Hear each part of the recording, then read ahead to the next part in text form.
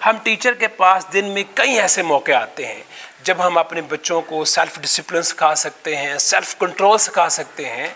लेकिन ये जो मौके होते हैं, इन मौक़ों को हम टीचर जो हैं बड़ी बेदर्दी के साथ क्या करते हैं, ज़ाया कर देते हैं।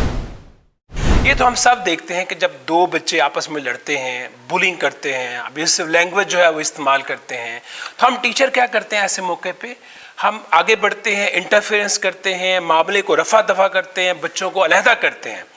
लेकिन अब गौर करें कि जब क्लास में सारा दिन कई ऐसे मौके आते हैं जब बच्चे क्या करते हैं, सेल्फ कंट्रोल का या सेल्फ डिसिप्लिन का मुजाहरा करते हैं।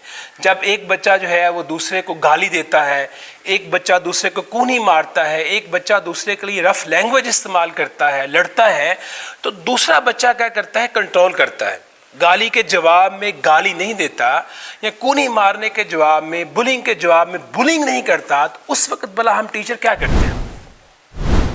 उस वक्त हम टीचर क्या करते हैं?